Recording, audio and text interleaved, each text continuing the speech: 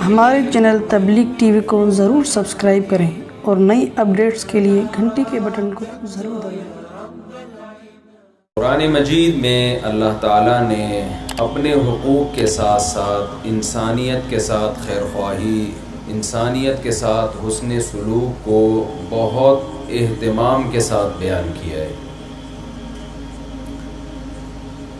اسلام کا یہ حسن ہے کہ آج پوری دنیا میں ہیومن رائٹس اور ویمن رائٹس کی بات ہو رہی ہے، لیکن یہ ایک مبہم سے نعرے ہیں۔ قرآن نے ہیومن رائٹس کی بات بھی کی، ویمن رائٹس کی بات بھی کی، اور پھر کس کے کیا حقوق ہیں اس کی بھی تفصیل بیان کی۔ آپ دیکھیں، جو لوگ ہیومن رائٹس کی بات کرتے ہیں وہی اپنے بوڑھے والدین کو اولڈ ہاؤس میں جمع کرا دیتے ہیں، اس سے ان کی ہیومن رائٹس پہ کوئی فرق پڑتا نہیں ہے۔ وجہ کیا ہے کہ ایک مبہم سا نعرہ ہے کہ انسانوں کے حقوق، خواتین کے حقوق۔ قرآن کی یہ خوبی ہے کہ قرآن جب حقوق بیان کرتا ہے تو الگ الگ رشتوں کے الگ الگ حقوق بیان کرتا ہے۔ باپ کا حق کیا ہے، ماں کا حق کیا ہے، پڑوسی کا حق کیا ہے، جو آپ کے ساتھ سفر میں شریک ہے اس کا حق کیا ہے۔ والجار القربى والجار الجنوب والصاحب بالجنب، پڑوسیوں کی 3 قسمیں قرآن نے بیان کر دی ہیں۔ ایک جگہ قرآن بیان کرتا ہے وما ادراک ما العقبہ فک رقبہ، سورہ بلد میں۔ اچھا، میری طرف آپ تھوڑی دیر توجہ کریں گے تو مجھے خوشی ہوگی، 10-15 منٹ، میرا خیال ہے کوئی اتنے زیادہ نہیں ہے۔ کچھ لوگوں کو میں دیکھ رہا ہوں موبائل میں لگے ہوئے ہیں، کچھ دائیں بائیں، وہ یہ مجھ سے توقع رکھ رہے تھے شاید میں آتے ہی شادیوں پہ شروع ہو جاؤں گا، تو دیکھا کہ میں ٹاپک چینج ہے تو تھوڑا بور لگ رہے ہیں، تو تھوڑی دیر اگر توجہ کریں گے تو مجھے بھی بات کرنے میں آسانی ہوگی۔ سورہ بلد میں اللہ تعالیٰ نے انسان پر جو احسانات کیے ہیں ان کو بیان کیا ہے۔ الم نجعل لہ عینین ولسانا وشفتین وہدیناہ النجدین، مادی نعمتیں اور روحانی نعمتیں دونوں کا تذکرہ کیا۔ اس کے بعد اللہ نے فرمایا فلاقتحم العقبہ، ہونا یہ چاہیے تھا کہ جس اللہ نے انسان پر اتنے احسانات کیے تو اللہ اگر اسے کسی مشکل راستے پہ چلنے کا حکم دے رہا ہے تو شکر کا تقاضا یہ ہے کہ وہ اس مشکل راستے کو اختیار کرتا۔ لیکن انسان کی خواہش ہے ہمیشہ سہولت پسندی کی طرف جاتا ہے، وہ جس کام میں اس کو مزہ آئے گا، سہولت ملے گی، اس کو اختیار کرتا ہے۔ تو خلاصہ کیا نکلا؟ قرآن کہتا ہے کہ اللہ کی نعمتوں کا اگر شکر ادا کرنا چاہتے ہو تو کچھ مشکلات ہیں جن میں تمہیں ان مشکلات کا بوجھ تمہیں اٹھانا پڑے گا۔ اب وہ مشکلات کیا ہیں؟ دنیا کے ہر مذہب میں کچھ پابندیاں ہوتی ہیں، ہندوؤں کے ہاں کچھ پابندیاں ہیں، عیسائیوں کے ہاں کچھ پابندیاں ہیں، سکھوں کے ہاں کچھ پابندیاں ہیں، کچھ نہ کچھ پابندیاں ہر مذہب میں ہوتی ہیں۔ اسلام چونکہ دین فطرت ہے تو اللہ نے اسلام کو جو ڈیفائن کیا، جو ایکسپلین کیا، وما ادراک ما العقبہ، اللہ فرماتے ہیں وہ جو مشکلات ہیں نا جن میں تمہیں ڈالنا چاہتا ہوں، وہ مشکلات ہیں کیا؟ فک رقبۃ، غلاموں کو غلامی سے آزاد کرنا۔ نبی صلی اللہ علیہ وسلم کے دور میں کسی انسان کی اس سے بڑی کوئی خدمت ممکن نہیں تھی کہ وہ غلام ہے اور آپ اسے خرید کے آزاد کر دیں۔ او اطعام فی یوم ذی مسغبہ، فرمایا دوسری وہ مشکل جس میں ہم تمہیں ڈالنا چاہتے ہیں وہ مشکل یہ ہے کہ بھوک والے دن تم غریبوں کو، مسکینوں کو کھانا کھلاؤ تلاش کر کے۔ دیکھیے، ہونا یہ چاہیے تھا نا کہ قرآن یہ بیان کرتا کہ اللہ نے تم پر احسانات کیے، ان احسانات کا تقاضا یہ ہے کہ تم اللہ کے دین یعنی اسلام کو فالو کرو، یہ ہونا چاہیے تھا نا. اگر چاہیے تھا تو آپ بتا دیں, ہاں تھوڑا سا اگر گردن ہلائیں گے مجھے لگے گا کہ یہ ہونا. اصل میں تو اللہ تعالیٰ یہ پیغام دینا چاہتے ہیں نا کہ بھائی جب میں نے تم پر نعمتیں کی, یہ آنکھ میں نے دی, یہ کان میں نے دیے, یہ نعمتیں میں نے دی ہیں, تو میں چاہتا ہوں کہ جو مذہب میں نے تمہیں دیا ہے, ان الدین عند اللہ الاسلام, اللہ کی نظر میں دین صرف اسلام ہے, تو اللہ یہ کہتے تھے اس اسلام کو فالو کرو.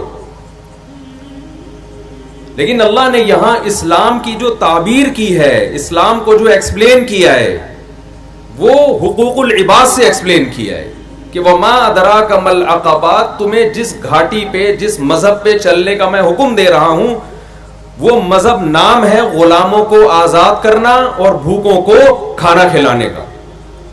اس سے بڑی موٹیویشن کوئی ہو سکتی ہے دنیا کے کسی مذہب میں انسانیت کی خدمت کے لیے؟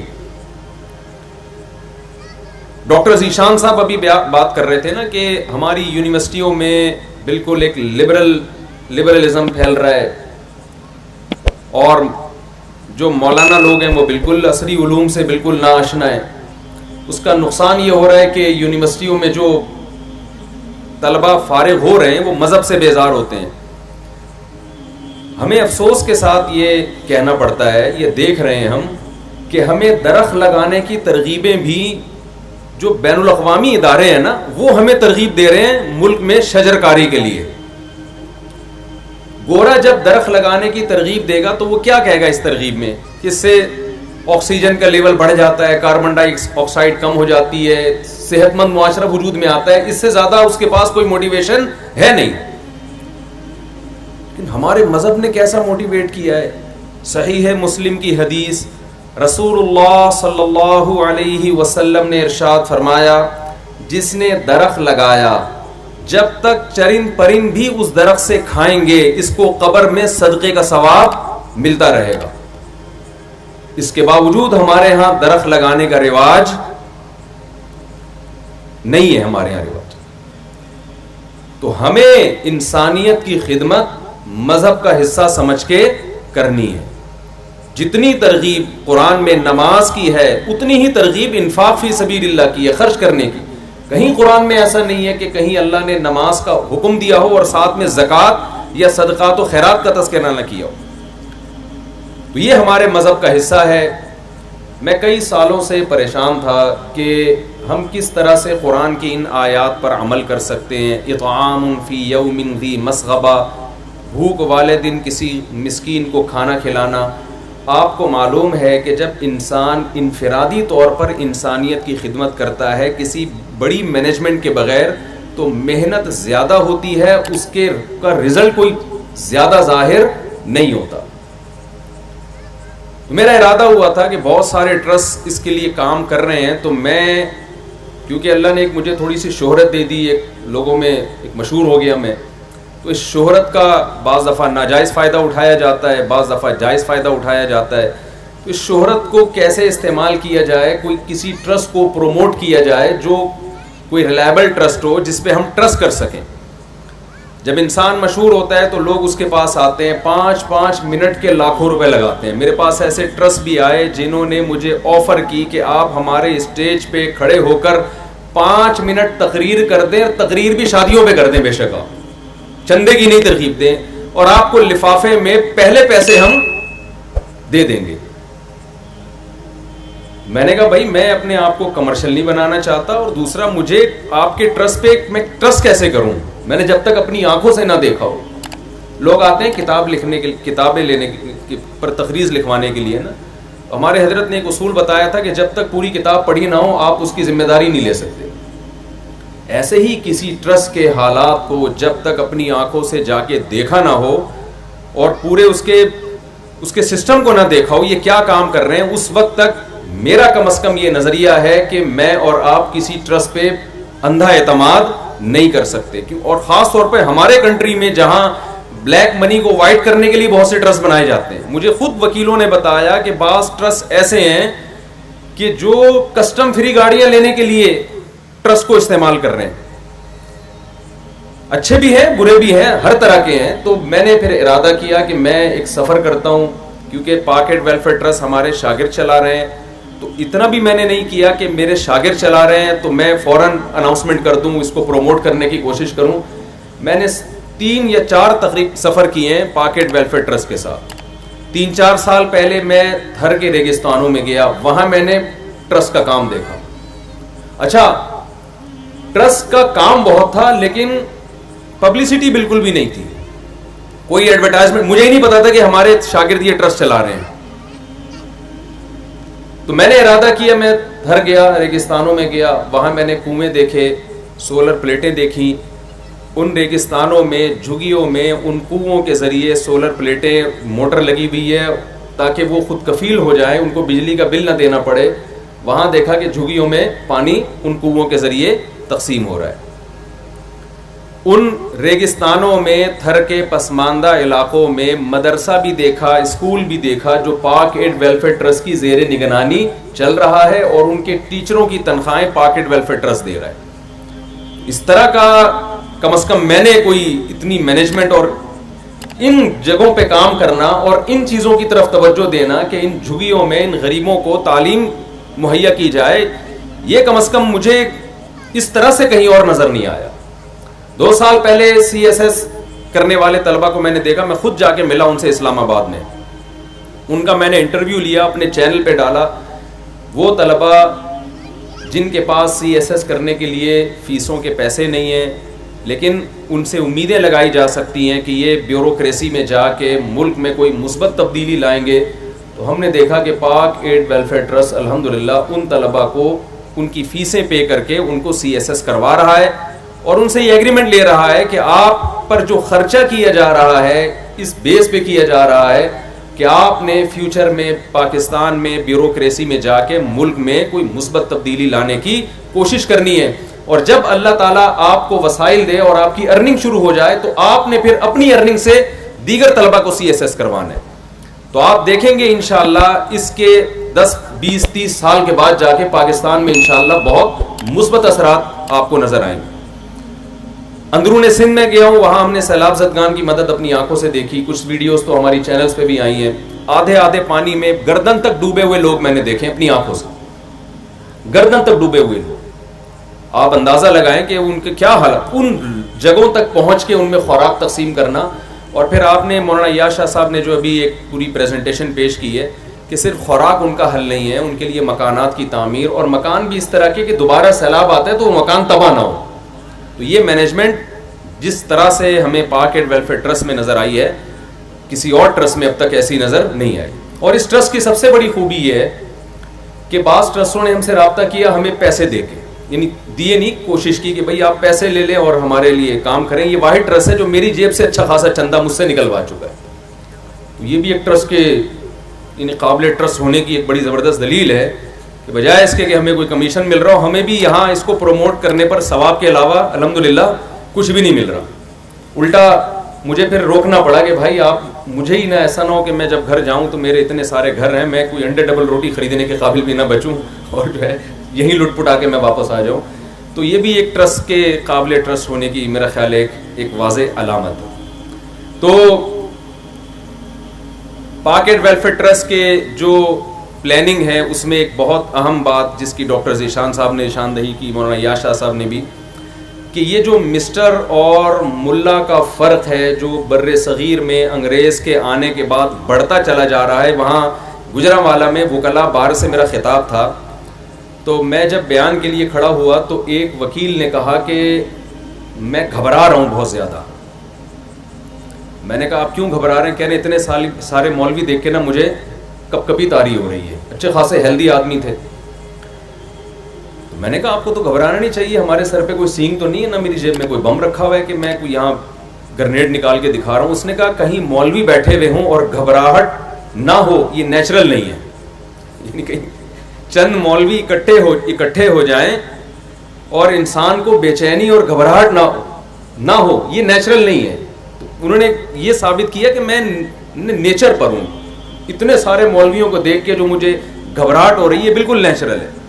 تو میں نے بیان یہیں سے شروع کر دیا. میں نے کہا اصل میں اس گھبراہٹ کی وجہ یہ ہے کہ بر صغیر میں انگریز کے آنے کے بعد نا ہم جب کراچی سے سرگودا جاتے تھے بچپن میں تو خانے وال تک لاہور والے سرگودا والے اکٹھے آتے تھے. اس کے بعد سرگودا کے لیے ٹریک الگ ہو جاتا تھا اور لاہور کے لیے ٹریک الگ ہو جاتا تھا. تو یہی کام ہوا ہے بر صغیر میں. جب تک انگریز نہیں آیا تھا تو مسٹر اور مولوی کا ٹریک ایک ہی تھا. انگریز کے آنے کے بعد یہ ٹریک تبدیل ہو گیا, اور آپ کو پتہ ہے جب ٹریک چینج ہوتا ہے نا تو ٹائم گزرنے کے ساتھ ساتھ وہ فاصلہ بڑھتا چلا جاتا ہے. تو پاک ایڈ ویلفیئر ٹرسٹ کی پلاننگ میں, ان کے کاموں میں ایک اہم ترین کام یہ بھی ہے کہ مسٹر اور مولانا کے فاصلے کو کم کیا جائے. اس کا یہ مطلب نہیں ہے کہ جو پینٹ شرٹ والے ہیں ان کو پگڑیاں پہنا کے ان کو جبے پہنا دیے جائیں. آپ وہ کہا نا گھبرانا نہیں ہے, آپ نے سب سے پہلے آپ نے گھبرانا نہیں, یہ مطلب نہیں ہے. نظریاتی طور پر ایک دوسرے کے قریب کر لیا جائے, نہ ہی یہ مطلب ہے کہ علماء کو پینٹیں پہنا دی جائیں. نظریاتی طور پر جو بہت فاصلے بڑھتے چلے جا رہے ہیں اس گیپ کو ختم کیا جائے. یہ بھی پاک ایڈ ویلفیئر ٹرسٹ کے جو پلاننگ ہے فیوچر کی, اور اس کی برکتیں ہم الحمدللہ اپنی آنکھوں سے دیکھ رہے ہیں. میرے اپنے شاگرد جامعۃ الرشید میں پڑھے ہوئے الحمدللہ وہ پاکستان نیوی میں کمیشن آفیسر بھرتی ہوئے ہیں, اور اس کی برکات ہم اپنی آنکھوں سے دیکھ رہے ہیں. پاکستان نیوی کئی دفعہ ہمیں بلا چکی ہے, مختلف موقعوں پہ ہم سے بیانات کروائے. تو یہ جو فاصلے علماء کے اور دنیا دار لوگوں کے, یہ فاصلے الحمدللہ پاک ایڈ ویلفیئر ٹرسٹ کی جو محنت ہے اس کی وجہ سے الحمدللہ یہ فاصلے کم ہو رہے ہیں. تو جو فیوچر کی پلاننگ ہے اس میں یہ ہے کہ ایسی یونیورسٹیاں, ایسے اسکولز جن میں دینی تعلیم بھی ہو, یعنی 70% عصری علوم اور 30% دینی تعلیم, تو ان اسکولوں کی مدد کی جائے گی اور ایسے اسکولوں کی حوصلہ افزائی کی جائے گی. اور ایسے دینی مدارس جو 70% دینی تعلیم اور ساتھ میں 30% دنیاوی تعلیم کو اپنے نصاب کا حصہ بنائیں گے, ان مدارس کو بھی انشاءاللہ فیوچر میں پروموٹ کیا جائے گا. تو پاک ایڈ ویلفیئر ٹرسٹ کے ساتھ اگر آپ تعاون کرتے ہیں تو یہ تعاون صرف غریب کا پیٹ بھرنے کی حد تک نہیں ہوگا. ملک میں ایک مثبت انقلاب کی بات کرنا, تبدیلی کی بات کرنا تو بہت آسان ہوتا ہے. تبدیلی دو ہی طرح سے ہوتی ہے, یا تو آپ تلوار لے کے اسلام آباد پہ قبضہ کر لیں, ظاہر ہے یہ ممکن نہیں ہے, اور دوسرا طریقہ یہی ہوتا ہے کہ آپ پازیٹیو وے میں قانون کے دائرے میں رہ کر آئین ہمیں الحمدللہ آئین مذہبی طبقے کو جو ہے وہ اس کو طاقت دیتا ہے. تو آئین کے تحت رہتے ہوئے ہم پازیٹیو وے میں تبدیلی کریں تو انشاءاللہ اس کی برکات ہم مستقبل میں دیکھیں گے. اور میں آخر میں اس حدیث پر اپنی بات کو ختم کروں گا کہ رسول اللہ صلی اللہ علیہ وسلم نے جب ایک درخت لگانے کی یہ ترغیب دی ہے کہ اس درخت سے جب تک چرند پرند کھائیں گے تمہیں قبر میں ثواب ملے گا, تو آپ سوچئے کہ کوئی ایسا درخت لگاتا ہے جس سے ملک میں مثبت تبدیلی آئے, جس سے ایجوکیشن سوسائٹی میں ہماری ایجوکیٹڈ لوگ پیدا ہوں اور ملک میں کرپشن کا خاتمہ ہو, اچھے لوگ بیوروکریسی میں جائیں. تو یہ درخت جس سے کروڑوں لوگ فائدہ اٹھائیں گے, اس درخت کی خیر و برکات کیا ہوں گی, اور اس درخت کو سینچنا اور اس کو پروان چڑھانے کی کوشش کرنے والے اپنے لیے دنیا اور آخرت میں کتنا بڑا ذخیرہ اکٹھا کر رہے ہوں گے. اللہ تعالی ہمیں سمجھنے کی, عمل کی توفیق عطا فرمائے. وما علینا